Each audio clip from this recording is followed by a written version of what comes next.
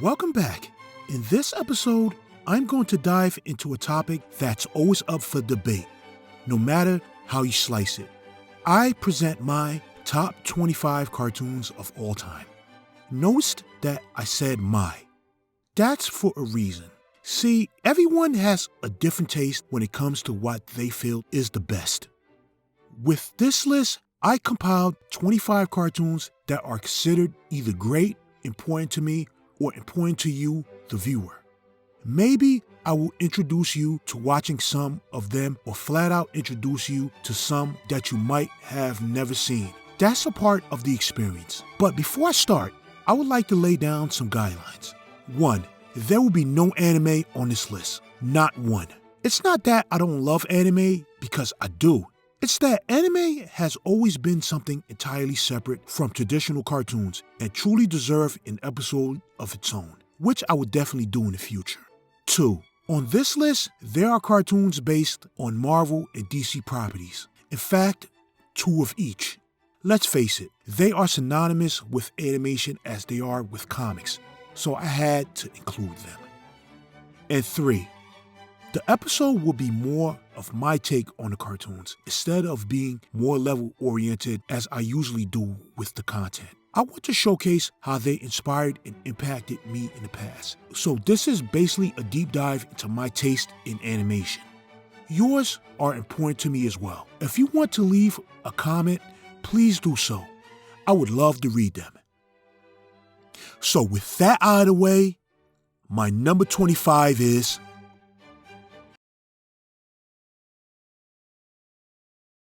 What more could be said about my 25th pick that hasn't been said before? I basically did an entire history of Hanna-Barbera, explaining them to a T. Simply put, the Flintstones is one of the most important pieces of animation to ever grace television screens. Not only that, it would also become the blueprint for Hanna-Barbera's success as a studio and their Saturday morning cartoon output, to a point where most of them employed a laugh track. But for me, the Flintstones is way more than those accolades. It was one of the first cartoons I ever saw as a kid with my older brother and sister. It would always come on in syndication around that time, and on top of that, we also loved The Honeymooners. So to have something animated that was just like it was so appealing to me. I never knew as a kid that this was an animated sitcom. We just knew it was entertaining and fun.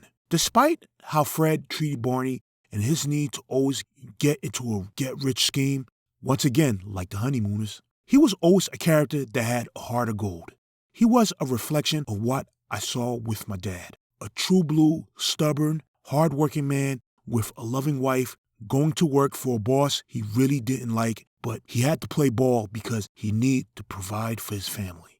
This is a tale we could all relate to because most men become like Fred Flintstone when they grow up. Also, I was always fascinated by its setting. Yes, it was absurd, but as a kid, you believed that those times were like that. I always had a chuckle whenever their appliances would give a quip. It just had the sense of believability to it that no cartoon did before it. All was well when Pebbles arrived. She was so adorable. And Bam Bam was just the icing on the cake. But the same can't be said about Gazoo.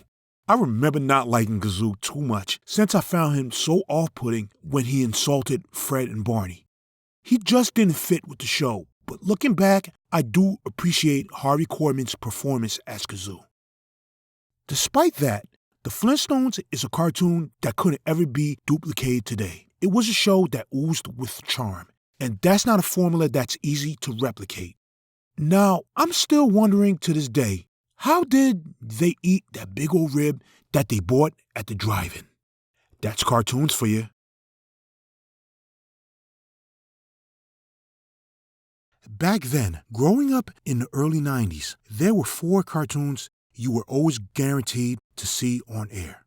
ScoobyDoo, Tom and Jerry, Pink Panther, and Looney Tunes. Our number 24 is basically an American institution at this point. These cartoons are timeless to a point that goes beyond the realm of animation and more ingrained into popular culture. Even recently, characters from these cartoons starred alongside possibly the greatest basketball player today in Space Jam 2. Yes, on number 24 is none other than Looney Tunes. Okay, that's very vague. Let me be specific. See, there was the Bugs Bunny and Tweety show and the Bugs Bunny and Roadrunner show. Those were great ways to watch these cartoons. But for me, Looney Tunes on Nickelodeon. With you anyway. Don't even know a rat.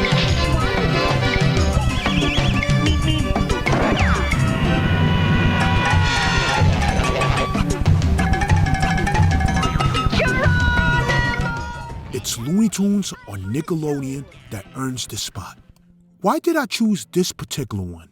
First of all, even though it didn't have the fancy intro like the aforementioned 2, it was still as effective in showing you what you were going to watch. Straight to the point. Second, it was the only iteration that I watched back then that showed every Looney Tunes cartoon, including the early Merry Melodies stuff, and even the black and white cartoons, including the Bosco cartoons as well. Well, not all of them, if you know what I mean, when it comes to certain cartoons in the Warner Brother cartoon catalog. Another thing is that it would come on twice a day on Nickelodeon, even on the weekends. It was always there for kids to watch. It was that quick fix centered on that Nickelodeon schedule. The variety it brought and availability put it over every other option to watch Looney Tunes, and this was going on from 1989 to 1999, despite Cartoon Network and TNT also having the rights to the cartoons at the time. When I think of Looney Tunes, it's either that iteration or on TNT, since I was new to cable as a kid. If it wasn't for Looney Tunes, I would have never fallen in love with cartoons, period. They are the cornerstones of animation. They are the reason I decided to even make this channel. Bugs, Daffy, and the rest of the gang are timeless treasures, and Nickelodeon made me see how important they were. The power of cable TV indeed.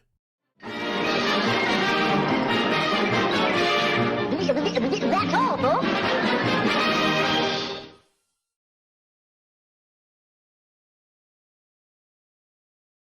First of all, let me just say, rest in peace to Louie Anderson, as my 23rd spot on the list goes to Life with Louie. I have something to confess. My first exposure to Louie Anderson was actually his role in Coming to America. I never realized that he was a comedian until after Life with Louie left the airwaves. I watched an old stand-up of him a while back, and I can truly say that he was one of the greatest comedians to ever grace a comedic stage.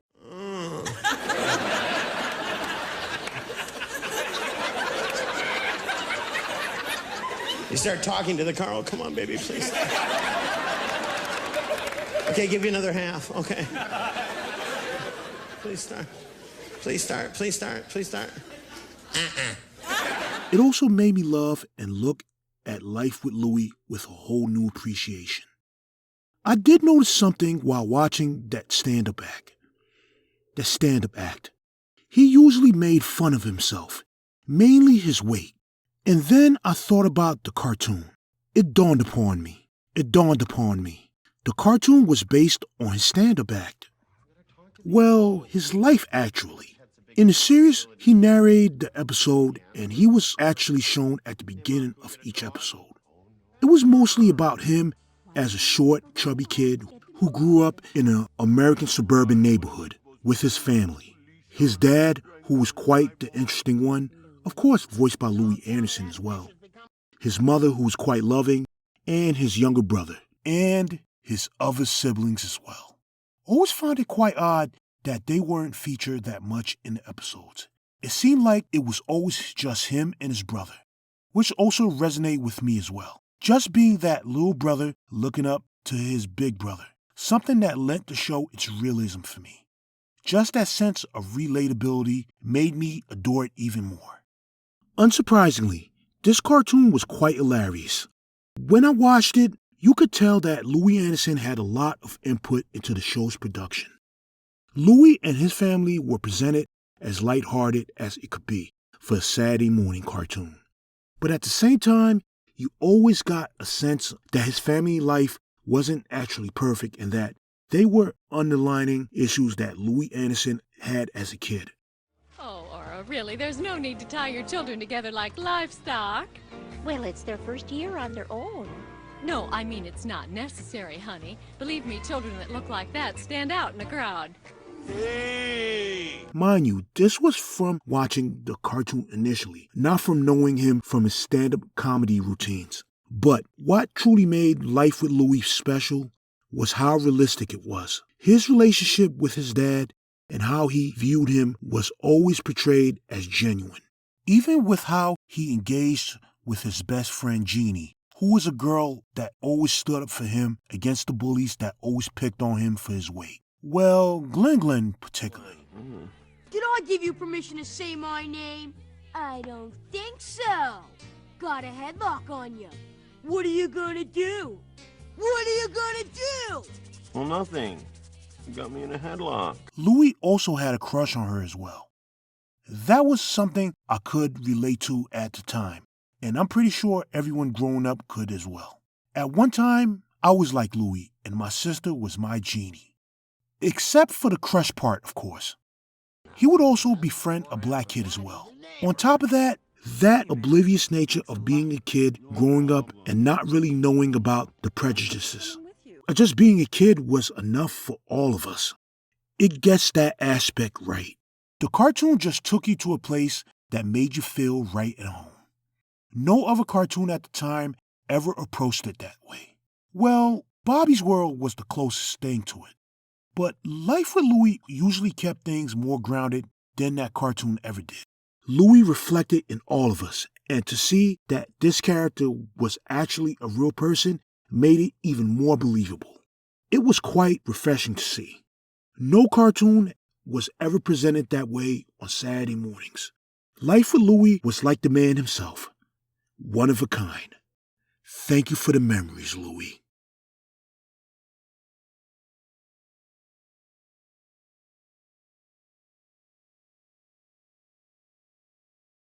My number 22 is a cartoon that was clever, hilarious, and quite controversial. Of course, I speak of none other than the Ren and Stimpy show. Let's address the elephant in the room, and it goes by the name of John Kricfalusi, the creator of this cartoon, alongside Bob Camp, of course. Look, he may not be everyone's cup of tea, but one fact rings true. John Kricfalusi created arguably the most definitive cartoon of the 90s. The Ren and Stimpy show was as fine as a cartoon could get. For that alone, the man's accolade is warranted. See, before the Ren and Stimpy show, cartoons were quite tame and tended to stray away from being offensive in any way possible. Then came this cartoon with its grossed out gags, the comical but borderline extreme behavior of Ren and his treatment of Stimpy, and their interactions with side characters such as Powdered Toast Man and Mr. Horse. It just felt like a changing of the guard.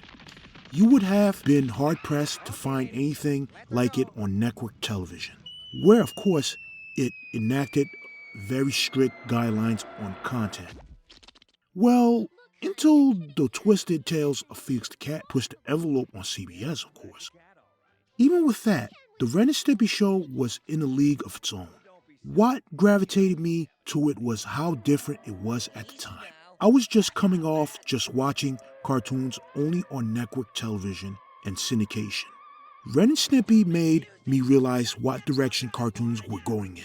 The Ren and Stimpy show wasn't the cartoons of old, trying to teach lessons and morals. Everything was loud and in your face, a perfect reflection of the 90s itself. But at the same time, it harkened back to the golden era of animation where animators were the driving force on how great their cartoons could be. That, in turn, made me watch religiously, even though it had a low episode count at the time. In other words, lots of reruns. It always felt like I was watching it for the first time. Only a few cartoons I ever watched could achieve that feat. Without Ren and Stimpy, I would have never gotten into Nickelodeon as much as I did back then. Also, shows like SpongeBob SquarePants wouldn't have existed. Anybody who has watched it knows how much influence the Ren and Stimpy show has on it. Just too bad that Ren and Stimpy became former shadows of themselves years later. Such shame, John. Such shame.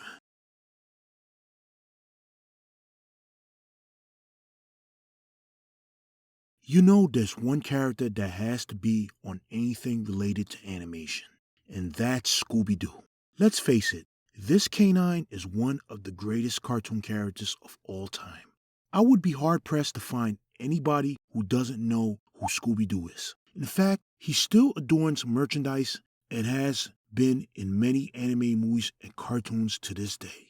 Now, many will debate which was their favorite or the best Scooby-Doo cartoon of all time. He has been in a lot over the years.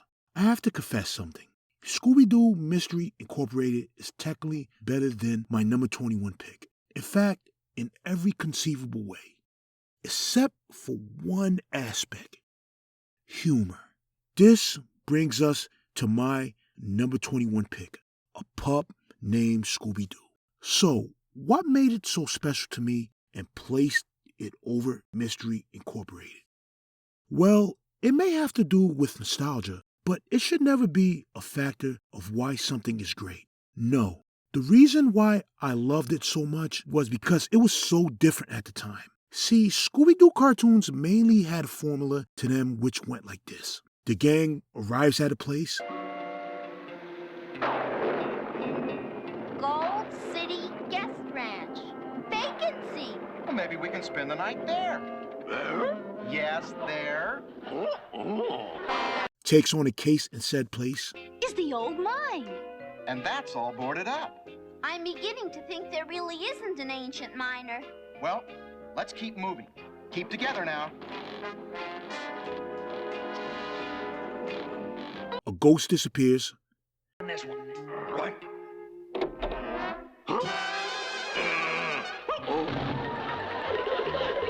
Scooby and Shaggy are scared to do it and have to be coaxed into being there with promises of food.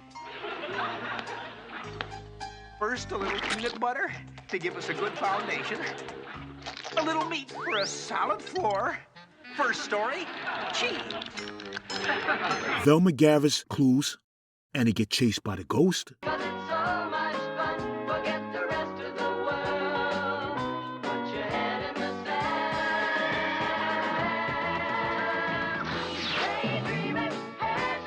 Velma figures out who the ghost is and the motive. Fred makes the gang set up a trap. Now to set the trap, we'll need a pair of skis, a bobsled, and some snow to make a ski run in here. And they get chased again to lure the ghost into the trap. Gotcha! Take him away, Shag. We'll meet you at the jailhouse. But the trap fails to spring. Scooby-Doo, by luck, happens to capture the ghost. Here they come now! Oh, no! Scooby turned it on too soon! And like in reverse yet!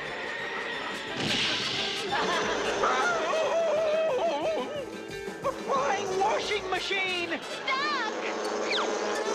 They went out the door! Look out!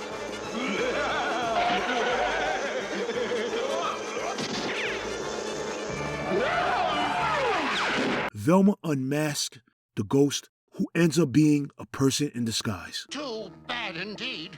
We would have gotten away with it if it hadn't been for you meddling kids. See what I did? I basically described a typical episode of Scooby-Doo for the most part.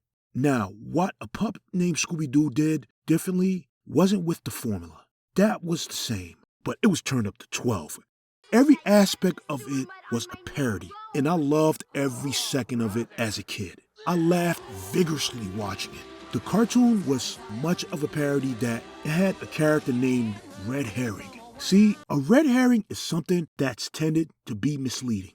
So basically, they made a character off a conceptual word. Guess who always was misled by blaming Red Herring constantly? Fred. which is quite odd itself, considering he was the leader of the group, tended to be way more intelligent in the previous iteration. In other words, he wasn't exactly a smart guy in this one. The same girl who just had her lifelong dreams ruined. Gee, Freddy, you always know how to say just the right thing. Yeah, it's a gift of mine. It also made fun of Daphne, who was borderline hilarious with how prissy she was. It was so cool to me how Velma was actually the one who solved the case outright, but Shaggy and Scooby always stole the show. The way they always reacted to the villain and those chase scenes. If you didn't laugh during those, you had no sense of humor, period. A Pup Named Scooby-Doo was a breath of fresh air considering it came in the latter half of the 80s, where cartoons were still trying to push morals. Here, you had a cartoon that never took itself seriously. There are only a few cartoons outside of adult animation that ever made me laugh the way this cartoon did. The beauty of it is that it still holds up to this day. But I still wonder if those Scooby snacks are really that good. Just a thought.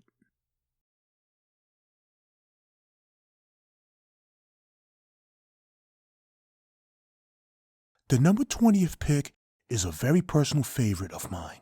When you define what a Saturday morning cartoon was, this one was the epitome of it. A cartoon that just entertained you from start to finish. Nothing more, nothing less. But giving it another look today, I realized that the humor was way more than it was supposed to be. Oh, number 20 is none other than Garfield and Friends. So, what made it one of my absolute favorites? Well, as I mentioned, it was the humor of the show. Take the intro. You see what it's all about. You won't mistake it for anything more than it is. It comes off as a typical intro, introducing all of the characters. But then, at the end of the intro, before the song finally ends, Garfield throws a little funny anecdote. With Garfield and Friends. Garfield and Friends. Welcome to my world. Did you bring food? Not only it was always funny, but also different in every single episode. That attention to an intro wasn't seen in any cartoon at the time. You knew as soon as you watched it, it wasn't going to be like anything seen on the other two networks. And it never went for cheap laughs as well. Garfield's breaking of the fourth wall to talk to the audience constantly lent the show its humor as well. Don't try this at home. The show was always aware of itself. Garfield always had something snarky to say to John and Odie, and just watching him eat large amounts of food like it was nothing was so wonderfully absurd. You just had to love it. This was due in part of the late Lorenzo music, which was quite weird considering he was the voice of Peter Venkman on the real Ghostbusters, and not being able to figure out that he was the same person that voiced Garfield just perplexed in my mind. The simple mind of a kid indeed. But as great as Garfield was, he didn't go at it alone. It was followed by a segment called U.S. Acres. I just loved watching Orson, Roy, Sheldon, Lanolin, and especially Wade's antics. Whether it was the gang trying to fend off Roy's reluctant nature to scheme on the others, dealing with Orson's active imagination when he read one of his books, or fending off Orson's brothers trying to steal the crop, it was the perfect companion to Garfield, considering that the actual comic strip only had a very short run in newspapers to begin with. It just never tried to be more than it needed to be. It was a stark contrast to Garfield's segments, but it gave the series that balance that was needed. Always the middle segment. Nothing more, nothing less. I used to watch Garfield and Friends heavily on Saturday mornings and in syndicated reruns. Don't you just remember those times when cartoons started at 2 o'clock in the afternoon and aired 5 days a week? Yeah, that's an episode in itself, by the way. Look out for that one in the future. Anyway, Garfield and Friends is a cartoon that anyone can look back on and say that it was how Saturday morning cartoons were. Just plain old fun. When I look at it again, It just reminds me of a time when it was all about just escaping the real world for a few hours on a weekend and sitting in front of a television just eating a bowl of cereal. Garfield was a great part of my Saturday mornings back then. I look back on it and I'm just grateful we as kids had gotten to watch something like it on air. Not too bad for a fat, lasagna-eating cat. Now, I always wondered, how could he eat all that food anyway? It's a cartoon. What do I know?